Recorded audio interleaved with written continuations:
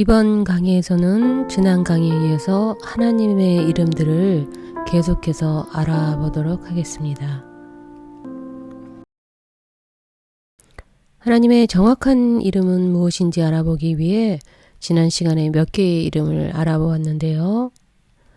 이 글자를 함부로 말할 수 없기 때문에 사용하지 않아서 어떻게 발음해야 하는지를 잃어버렸다고 말씀드렸고요. 그래서 학자들이 이름을 찾기 위해 이 이름에 아도나이의 모음을 붙여 여호와라고 부르게 되었다고 했습니다. 그래서 여호와라는 것은 하나님이 알려주신 고유한 이름이 되는 것이었고요. 유일한 하나님, 초월적인 하나님을 나타낸다고 알려드렸는데요.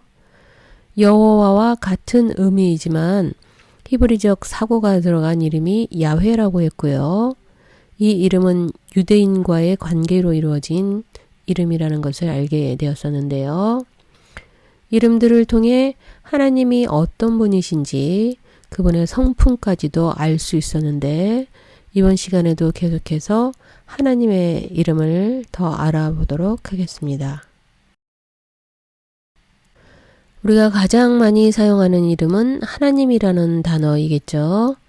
히브리어로 엘로힘이라고 하는데 창조주 하나님이시면서 전지전능하신 하나님을 나타냅니다. 히브리어로 엘은 신을 말하는 것이고요. 엘로힘은 신들을 말하는 복수가 되는데요.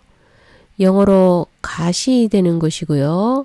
일반 신들을 말할 때는 소문자 갓이 되는 것이겠죠. 여호와는 고유명사지만 엘로힘은 보통 명사가 됩니다. 우리 생각에는 이 단어가 성경에서 가장 많이 사용되지 않았을까라고 생각하지만 구약에서는 2570회 정도 등장한다고 하니까 여호와에 비해 절반 정도 되는 수준이죠. 이것은 구약 성경의 특징과 관련이 있기 때문에 그렇습니다. 구약은 이스라엘 백성과 하나님과의 특별한 언약 관계를 보여주는 책이기 때문에 엘로힘보다는 여호와라는 단어를 더 많이 쓰고 있다는 것이죠. 여하튼 이 단어는 신들 중에서 가장 뛰어난 모든 신의 대표자라는 의미를 두고 있는데요. 하나님의 이름을 함부로 부르는 것이 금지되어 있는 히브리인들은 그들의 하나님 여호와를 부르는 대신에 엘로힘이나 주, 즉 아도나이를 사용했다고 생각하시면 되겠습니다. 때론 복수로 사용됐기 때문에 삼위일체 하나님을 나타내고자 하는 곳에 사용되기도 합니다. 히브리어로 엘로힘이라는 단어 안에는 임이라는 글자를 가지고 있는데요. 여러 번 말씀드렸지만 이것은 복수가 되는 뜻이기 때문에 그냥 신이 아니라 신들 중에 최고의 신을 나타낸다고 했고요. 유일한 하나님이면서 많은 신들 가운데서 가장 뛰어나신 분, 삼위일체 이런 것들이 들어있다고 했습니다. 그런데 이 단어는 이렇게 복수만이 아니라 단수로도 쓰이면서 인간은 범접할 수 없는 위대한 힘을 가진 분으로 이 우주를 다스리는 하나님이라는 특별함을 보여주는 단어이기도 한데요. 그래서 이 단어가 단수로 쓰이는 것인지 복수로 쓰이는 것인지를 구별하는 것은 동사를 보고 알게 되는 것이죠. 창세기 1장 1절에 태초에 하나님이 천지를 창조하시니라 할 때 여기에 나오는 하나님이 바로 엘로힘이 되는 것이죠. 창세기를 비롯한 많은 구절에서 이 단어를 사용하고 있고요. 엘로힘이라는 단어 자체는 분명히 복수입니다. 하나님은 한 분이시지만 재미있게 단어 자체는 복수인데요. 기독교인들은 하나님은 삼위일체이기 때문에 복수를 사용한다고 생각할 수 있지만 유대인들이 복수 단어를 이해하는 방식이 있습니다. 이들은 복수 명사를 크고 높고 위대한 것을 설명할 때 사용한다고 하는데요. 복수 명사인데도 단수 동사와 함께 사용되는 단어가 바로 엘로힘인 것이죠. 이런 표현을 통해 하나님의 신이 세상의 모든 것을 만들고 다스리는 전지전능자이시며 강력한 힘을 가진 자로 표현된다고 할 수 있을 것 같습니다. 엘로힘에서 엘은 신을 나타내는 말이지만 임을 통해 신들이라는 복수가 되었고요. 독특한 단어 형태를 지니므로 힘과 능력을 보여주는 단어라고 말씀드렸는데요. 한국에서는 미국 사람들이 흔하게 오마이갓이라고 하는 말을 자주 쓴다고 생각하지만 이들도 이 이름을 함부로 부르지 않기 위해 오마이갓이나 오마이굿니스를 훨씬 더 많이 씁니다. 이처럼 하나님의 이름에 대해 함부로 말하려고 하지 않는다는 것인데요. 네 번째로 살펴볼 하나님의 이름은 아도나이가 되겠는데요. 이 이름은 하나님은 내 삶의 주인이십니다 라는 뜻이 되겠고요. 만유의 주, 주인, 지극히 높으신 분 이런 의미를 담고 있는 것이라 할 수 있습니다. 구약에 약 340회 정도 사용되었다고 하고요. 여호와 대신 유대인들이 사용하던 이름으로 이스라엘 민족이 하나님의 이름을 직접 부르는 것을 피하기 위해 사용한 것이었죠. 바벨론 포로 이후 유대인은 야훼라는 글자를 읽거나 쓰는 것 자체를 두려워하면서 종들이 그 주인에 대해 존칭으로 부르는 아도나이라는 말로 대신해서 사용합니다. 이것은 70인역을 통해 퀴리어스, 주로 번역되었는데 히브리어인 아도나이를 번역한 것이 되겠죠.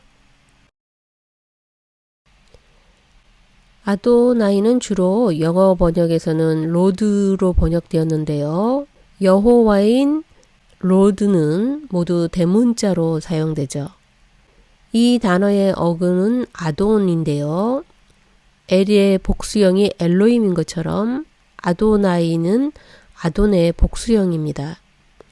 사실 이 단어는 하나님을 높이고 존칭하기 위해 주인과 종의 관계로 설명되어진 단어이지만 인간적 주인과 구별하여 쓰여진 단어로서 우리 인생의 절대적인 주제자가 누구인지를 나타내는 말입니다. 나의 모든 것의 주인이 누구인가를 생각하게 하는 단어가 되는 건데요. 이런 관계는 안식일에서도 배우셨지만 안식일의 주인을 기억하는 것은 나를 창조하신 이를 되돌아보는 것이었죠. 이런 주인됨의 관계가 설명되는 것이 바로 아도나이입니다.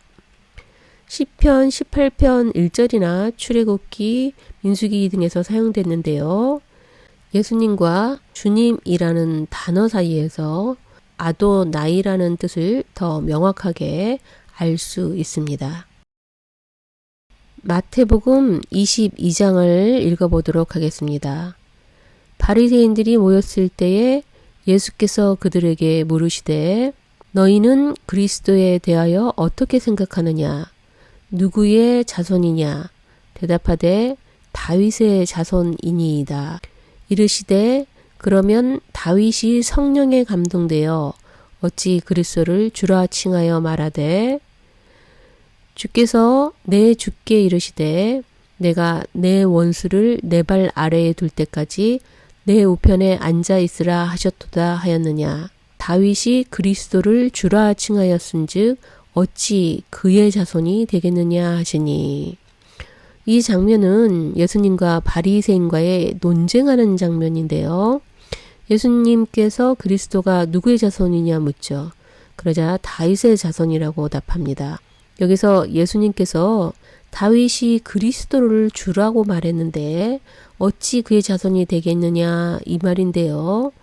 이 말이 무슨 말인지 이해가 되시는지요? 우리는 다윗의 자손에서 구원자 되신 예수가 나오는 것으로 알았는데 45절 말씀을 보면 이게 아니라고 말하는 것 같은데요. 이 말씀은 마가복음에도 등장합니다. 12장에 보시면 같은 말씀이 나오고 있죠. 시편 110편에 나오는 말씀을 가지고 하신 것인데요. 1절에 보면 여호와께서 내 주에게 말씀하시기를 내가 내 원수들로 내 발판이 되게 하기까지 너는 내 오른쪽에 앉아 있으라 하셨도다. 이렇게 나오고 있는데 여기서 내 주에게라고 표현된 이 표현은 예수님이 되는 것이겠죠. 그런데 여기서 표현한 이 주라고 사용한 것을 두고 이야기하는 것입니다. 주는 상대방을 높이고 존중하는 뜻이 되기 때문인데요. 다윗이 존경하고 존중하고 있는 이 사람이 어떻게 다윗보다 더 나중되는 후손이 되겠느냐는 것이죠. 이것은 예수님이 다윗의 후손이 아니라고 말하는 것이 아닙니다. 다윗은 왕이라는 가장 높은 칭호를 가지고 있었는데요.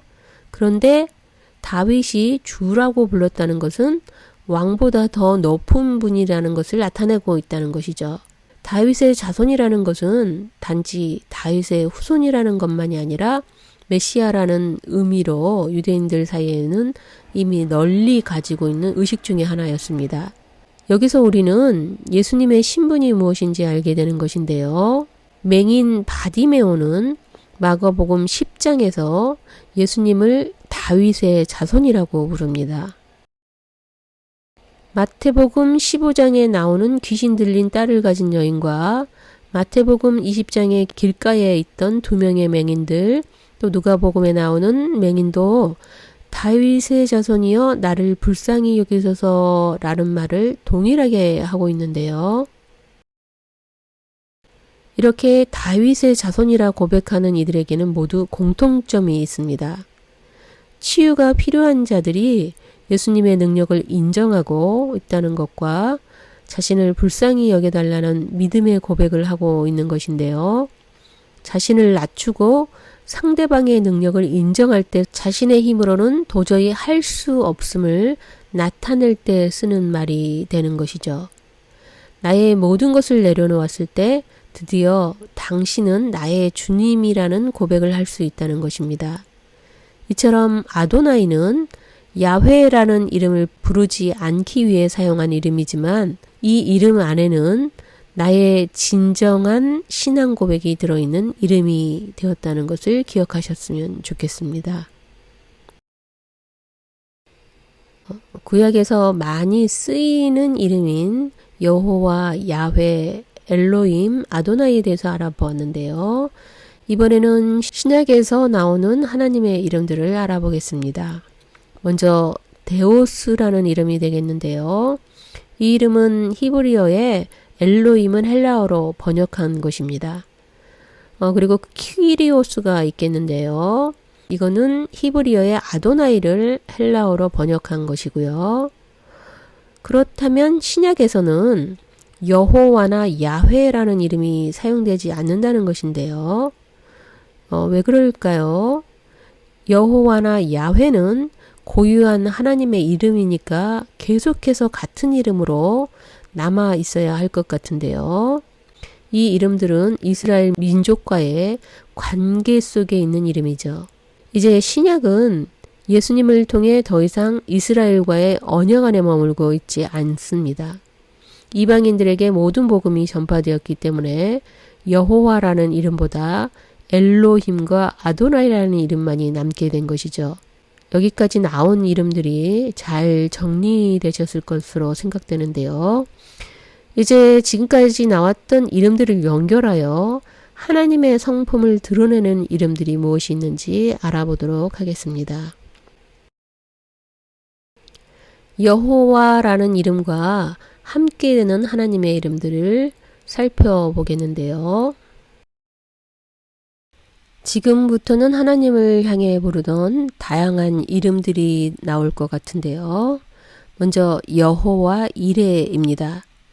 이 이름은 하나님은 미리 준비하시는 분이십니다 라는 뜻이 되는데요. 하나님께서 제사에 쓸 제물로 아브라함의 아들 이삭 대신 양을 제공하셨을 때 이것을 기억하기 위해 사용된 이름이죠. 창세기 22장 14절에 나오고 있고요. 는 여호와 니시라는 것입니다. 여호와는 나의 깃발이시다. 하나님은 승리케 하시는 분이십니다. 라는 뜻을 가지고 있는데 사막에서 아말렉과의 싸움에서 승리를 기념하기 위해 사용된 이름입니다. 출애굽기 17장 15절에 나오고 있고요. 아홉 번째로 여호와 샬롬이 되겠는데요. 하나님은 샬롬이십니다. 라는 말이 되고요. 기드온이 제단을 쌓고 부른 하나님의 이름입니다. 사사기 6장 24절에서 기드온이 여호와를 위하여 거기에 제단을 쌓고 여호와 샬롬이라 하였더라 하는 게 나오고 있죠. 열 번째로 여호와 멜렉인데요. 멜렉은 왕이라는 뜻이 있기 때문에 하나님은 우리의 왕이십니다 라는 말이 됩니다. 이사야 33장 22절에 대저 여호와는 우리 재판장이시요 여호와는 우리에게 율법을 세우시니요 여호와는 우리의 왕이시니 그가 우리를 구원하실 것임이라. 이렇게 해서 왕이라는 뜻으로 사용되었고요. 여호와 라파는 하나님은 치료자이십니다. 이런 뜻인데요. 출애굽기 15장 26절에 이르시되 너희가 너희 하나님 나 여호와의 말을 들어 순종하고 내가 보기에 의를 행하며 내 계명에 귀를 기울이며 내 모든 규례를 지키면 내가 애굽 사람에게 내린 모든 질병 중 하나도 너희에게 내리지 아니하리니 나는 너희를 치료하는 여호와임이라. 여기서 사용된 말이 바로 여호와 라파가 되는 것이고요. 여호와 로이는 하나님은 목자이십니다. 이런 뜻이 되고요. 우리가 잘 알고 있는 시편 23편 1절에서 사용되고 있는 것이죠. 여호와 체파오투는 하나님은 능력이십니다. 이런 뜻이고요. 시편에서 사용되었습니다. 여호와는 나의 빛이요 나의 구원이시니 내가 누구를 두려워하리요. 여호와는 내 생명의 능력이시니 내가 누구를 무서워하리요. 라고 사용되고 있죠. 여호와 추리는 하나님은 우리의 반석이십니다. 이런 뜻인데요. 역시 시편에서 사용되고 있습니다. 여호와는 나의 반석이시요 나의 요새시요 나를 건지시는 이시요 나의 하나님이시요 내가 그 안에 피할 나의 바위시요 나의 방패시요 나의 구원의 뿌리시요 나의 산성이시로다.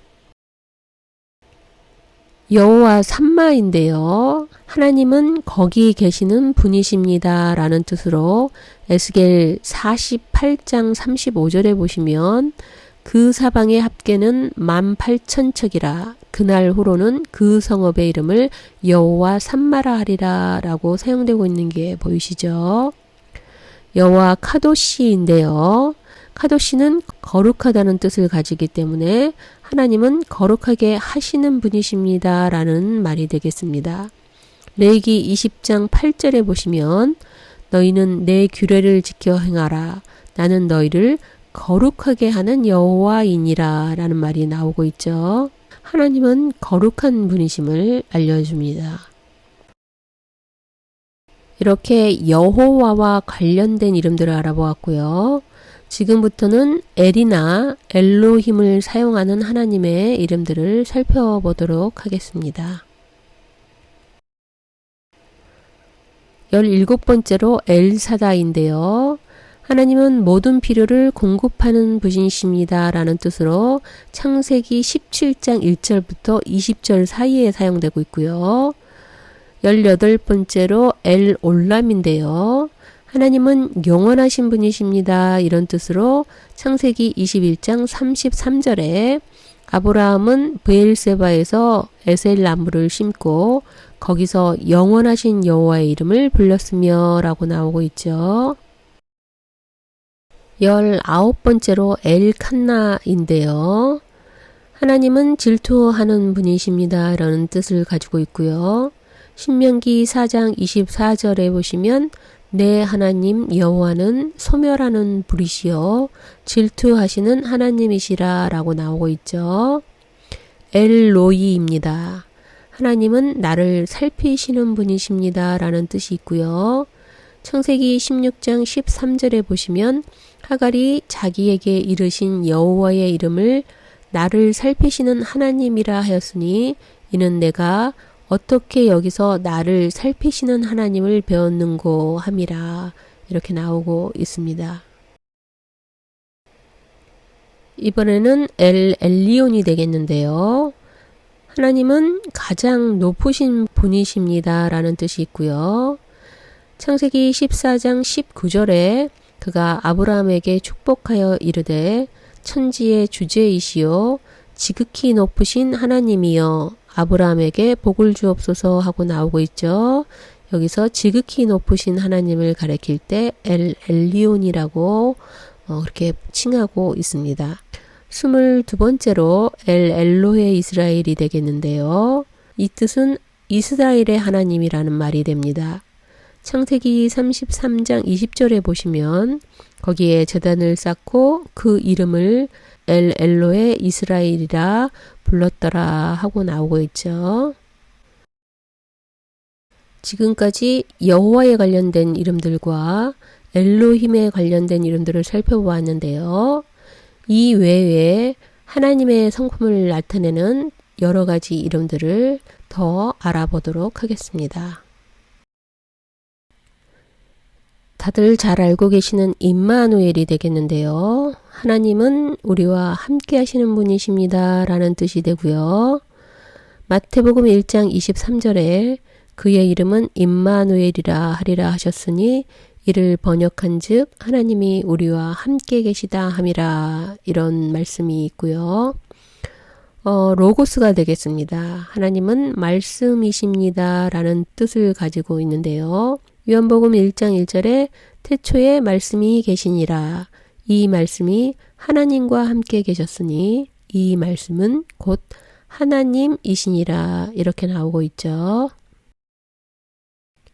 이번에는 포스라는 이름이 되겠는데요. 하나님은 빛이십니다 라는 뜻을 가지고 있고요. 요한일서 1장 5절에 나오는데 우리가 그에게서 듣고 너희에게 전하는 소식은 이것이니 곧 하나님은 빛이시라. 그에게는 어둠이 조금도 없으시다는 것이니라. 26번째로 푸뉴마가 되겠습니다. 하나님은 거룩한 영이십니다. 이런 뜻이 되고요. 요한복음 4장 24절에 하나님은 영이시니 예배하는 자가 영과 진리로 예배할지니라 라고 나오고 있죠. 27번째로 아가페가 되겠습니다. 하나님은 사랑이십니다. 이런 뜻이 되고요. 요한일서 4장 8절에 사랑하지 아니하는 자는 하나님을 알지 못하나니 이는 하나님은 사랑이심이라 라는 뜻이 되고요. 자오 히도르라는 말은 하나님은 영원히 목마르지 않는 생명수입니다. 이런 뜻이 되는데요. 에레미야 2장 13절에 보시면 내 백성이 두 가지 악을 행하였나니 곧 그들이 생수의 근원되는 나를 버린 것과 스스로 웅덩이를 판 것인데 그것은 그 물을 가두지 못할 터진 웅덩이들이니라. 이런 말이 나오죠. 여기서 생수의 근원되는 나 이런 표현이 있는데 이게 바로 자오 히드로가 되겠습니다. 치드케뉴라는 하나님의 이름이 되겠는데요. 하나님은 의로우신 분이십니다 라는 뜻을 가지고 있고요. 로마서 3장 26절에 곧 이때에 자기의 의로우심을 나타내사 자기도 의로우시며 또한 예수 믿는 자를 의롭다 하려 하심이라. 하나님도 의로우시다는 표현이 있죠. 이게 치드케뉴가 되겠고요. 30번째로 암모스가 되겠는데요. 하나님은 용서하시는 분이십니다 라는 뜻으로 느헤미야 9장 17절에 거역하며 주께서 그들 가운데에서 행하신 기사를 기억하지 아니하고 목을 곧게 하며 패역하여 스스로 한 우두머리를 세우고 종되었던 땅으로 돌아가고자 하였나이다. 그러나 주께서는 용서하시는 하나님이시라 은혜로우시며 긍휼히 여기시며 더디 노하시며 이런 말씀이 나오죠. 여기서 용서하시는 하나님이 바로 암모스가 되겠고요. 알룹이라는 하나님의 이름이 되겠는데요. 하나님은 부드러운 분이십니다 라는 뜻으로 에스겔 36장 26절에 또 새 영을 너희 속에 두고 새 마음을 너희에게 주되 너희 육신에서 굳은 마음을 제거하고 부드러운 마음을 줄 것이며 이게 바로 알룹이라는 하나님의 이름이 되겠습니다. 하사라는 이름이 있는데요. 하나님은 침묵하시는 분이십니다 라는 뜻으로 시편 13편 1절에 여호와여 어느 때까지이니까 나를 영원히 잊으시나이까 주의 얼굴을 나에게서 어느 때까지 숨기시겠나이까 할 때 여기에서 사용된 하나님의 이름은 바로 하사가 되겠습니다. 첸이라는 하나님의 이름이 있는데요. 하나님은 은혜 주시는 분이십니다 라는 뜻으로 고린도후서 9장 8절에 보시면 하나님이 능히 모든 은혜를 너희에게 넘치게 하시나니 이는 너희로 모든 일에 항상 모든 것이 넉넉하여 모든 착한 일을 넘치게 하려 하심이라 라는 말이 있죠. 이제 마지막이 될 것 같은데요.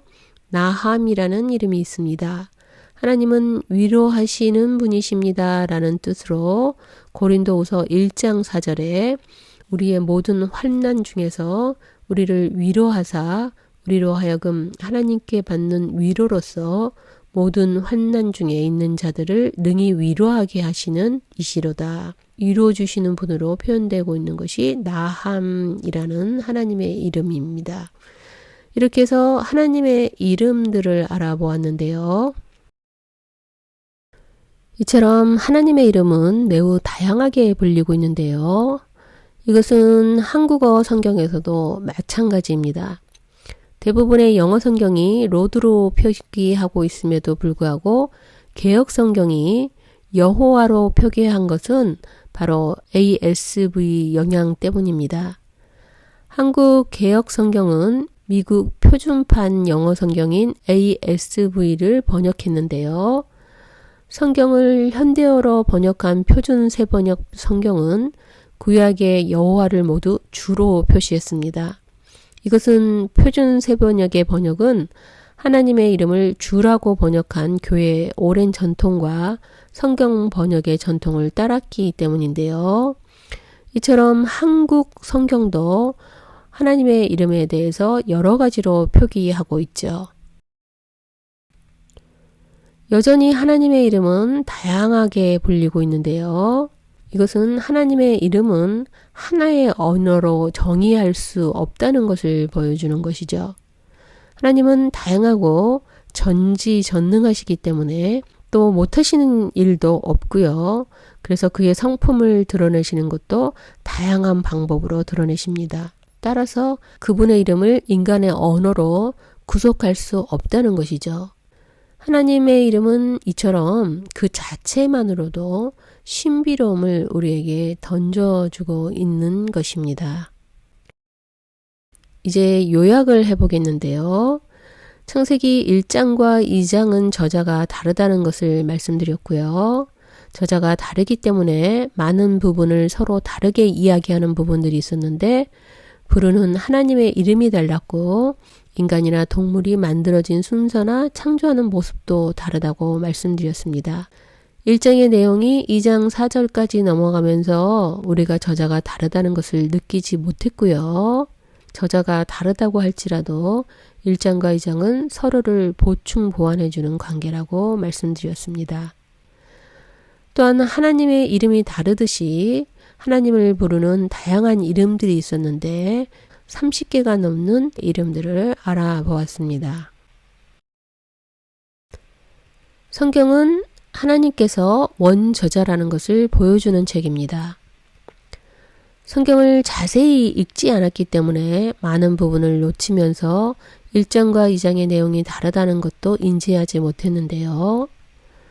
성경을 의심 없이 무조건 믿어야 한다고 생각하거나 설령 이상하다고 생각되는 부분이 보일지라도 말하면 안 된다고 주장하기도 합니다. 그래서 우리는 오랫동안 성경을 글자로만 읽고 이해하게 되었는데요. 성경은 그냥 쉽게 만들어진 책이 아니죠. 따라서 말씀을 제대로 이해하기 위해서는 많은 노력이 필요한 것입니다. 그래야 희미했던 하나님의 의도가 선명하게 드러나게 되는 것이죠. 하나님의 이름을 통해서도 다양한 하나님의 성품을 말해주기 때문에 그분의 이름 하나도 놓쳐서는 안 되는 것이었는데요. 하나님의 말씀은 이처럼 그저 읽는 것이 아니라 영적으로 그분의 의도를 이해하려고 해야 한다는 것을 꼭 명심하셨으면 좋겠습니다. 이것으로써 이번 강의를 마무리하겠는데요. 그러면 이제 다음 강의에서는 창세기 3장으로 들어가서 말씀을 나눠보도록 하겠습니다. 강의를 들으시나 수고 많으셨습니다. 다음 강의에서 또 찾아뵙겠습니다. 안녕히 계십시오.